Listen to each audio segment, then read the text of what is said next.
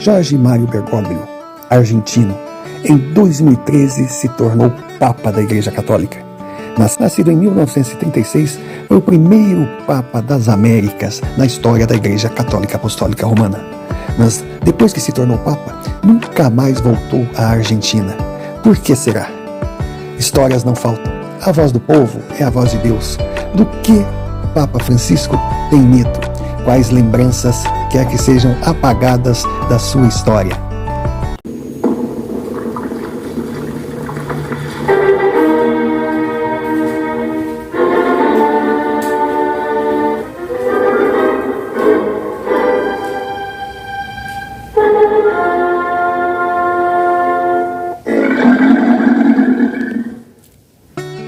A história da Igreja Católica, ela é rica, cheia de detalhes. Ela vai desde realizações em favor dos menos favorecidos, a milagres, a lendas, inclusive chegando em crimes bárbaros cometidos em nome de Deus. É lógico que não há como fazer um único vídeo contando detalhes dessa história riquíssima e cheia de labirintos. Também não é a intenção do Sofá de Pobre ficar aqui dando aulas de história da igreja. Vamos fazer um rápido resumo para chegar até onde queremos. E esse resumo tem que começar primeiro com uma grande distorção. Distorção essa criada por homens pensando no benefício próprio. A palavra igreja.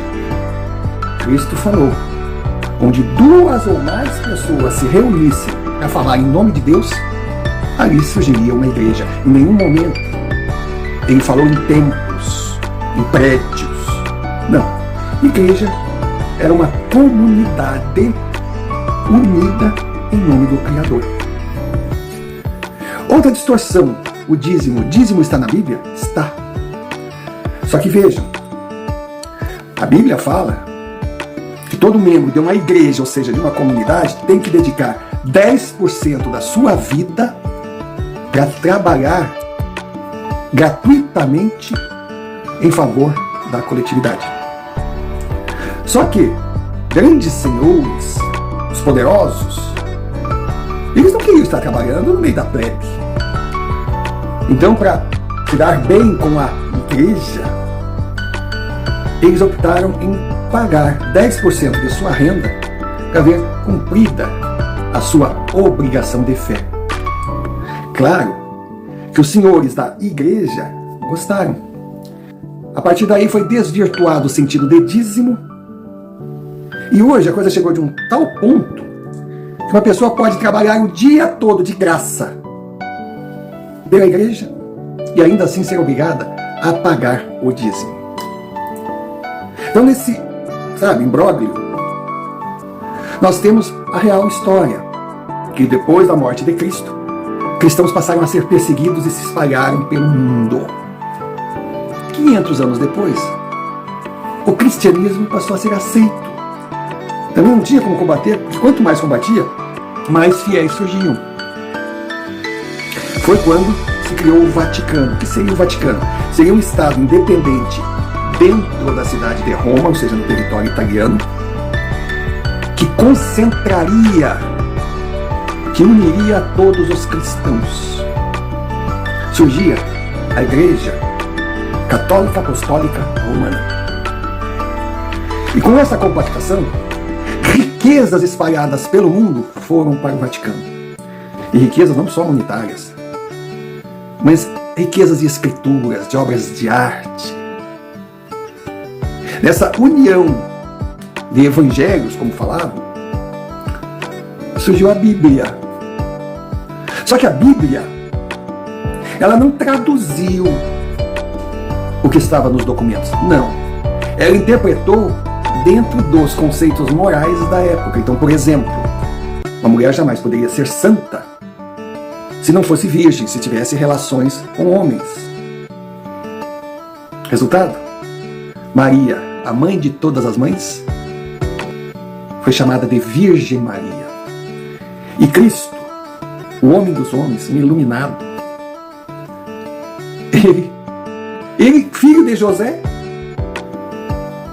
foi colocado na história como filho da vontade de Deus, do Espírito Santo, sem sexo. Foi colocado na história como filho único, como a gente sabe, não foi filho único.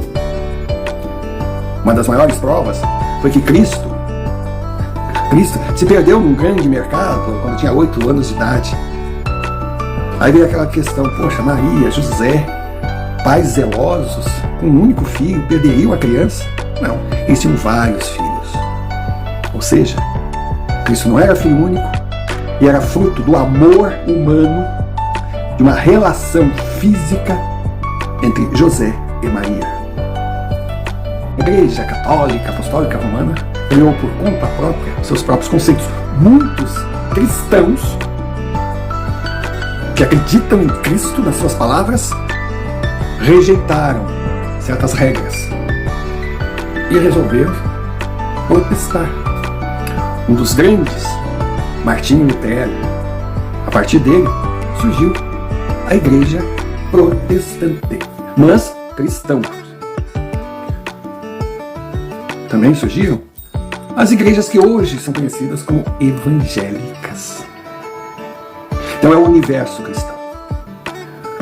E o crescimento das evangélicas fez sair do pedestal a Igreja Católica Apostólica Romana. Eu sou cristão. Eu acredito nas palavras de Jesus Cristo. Eu acredito na história de Jesus Cristo.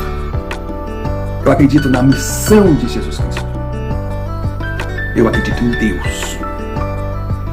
Eu interpreto as palavras de Jesus Cristo da minha forma. Ele é filho de Deus? Bom, eu também sou. Isso ele dizia, que éramos todos irmãos.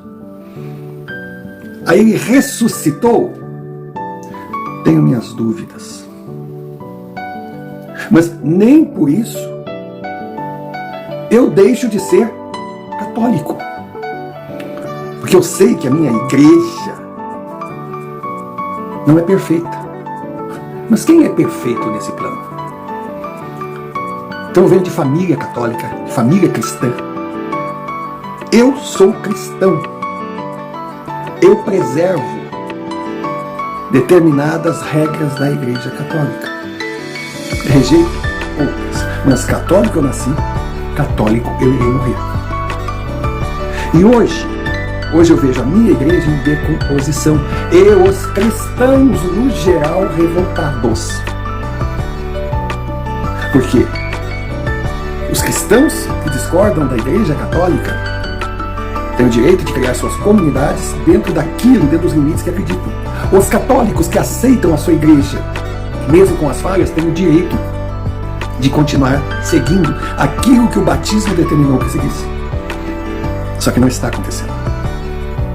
Não está acontecendo porque a Igreja Católica está em decomposição moral.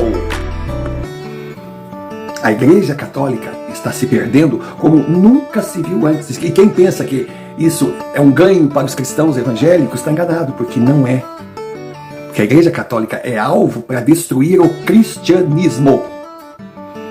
Porque o cristianismo, ele impõe dogmas, valores, que o sistema que hoje quer dominar o planeta precisa destruir.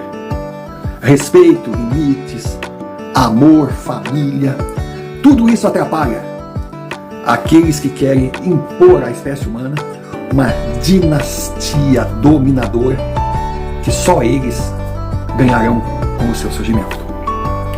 E a Igreja Católica hoje tem um líder que é muito pequeno para estar na cadeira que ele sentou.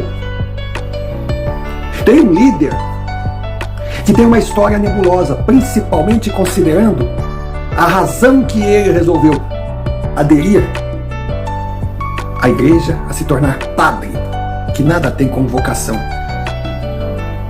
Quem vive na Argentina, quem convive com a Argentina, sabe dos boatos que o Papa Francisco optou em ir para o seminário, porque ele não teria como explicar para o pai, para a família, o porquê de não ter uma namorada, o porquê de não casar, ter filhos. Esse homem Esse homem tem muitas questões a explicar, mas ninguém nunca cobrou explicação, porque é questão da vida dele. Esse é o problema dele. E ele, como padre, na sua paróquia, na sua comunidade, ele trabalhou muito pelos mais necessitados, ele tem um bom trabalho, sem dúvida alguma, mas sempre dentro dos conceitos da foice e martelo. Esse padre, que depois se transformou bispo, cardeal, e chegou de uma forma muito mal explicada à liderança do Vaticano, ou seja, de todos os católicos do planeta, ele sabidamente tem distorções morais, ele sabidamente é fanático de uma ideologia e sabidamente foi colocado ali não para defender a igreja e seus membros, mas para defender interesses paralelos. E hoje, os cristãos do mundo todo percebem que tem naquela figura o risco de ser, quem sabe, o anticristo da premonição de Nostradamus. Sem dúvida alguma, não interessa que você é evangélico, não interessa que você é católico, não interessa o nome da sua igreja, não. Você é cristão. E você tem que estar ao par do risco que o cristianismo está correndo. Porque, a continuar, o cristianismo passará a ser considerado crime, os cristãos voltarão a ser perseguidos, terão que se espalhar pelo mundo, e toda aquela riqueza do Vaticano cairá em mãos que talvez deem o destino para ela, que com certeza o mundo civilizado não deseja. Então, diante do que estamos vendo, e agora tivemos, depois de várias atitudes reprováveis desse senhor que se diz Papa, mas não é o meu Papa, não me representa, porque para mim a Igreja Católica está sem líder, escancarou quem é, e o que pensa e o que deseja, agora nessa abertura profana das Olimpíadas. Ele simplesmente lavou as mãos. Ele está dando risada, aplaudindo aquele show macabro, ridicularizando um dos maiores símbolos dos cristãos. E diante dessa indignação, os cristãos, em defesa da sua fé, em defesa do seu futuro, exigem a renúncia desse tal Papa Francisco. A coisa está crescendo. A coisa está crescendo. A continuar, as famosas aparições do Papa na janela do Vaticano será para meia dúzia de gatos pingados. Não que o cristão está deixando de acreditar em Cristo. Não que o cristão esteja procurando outra fé. Não.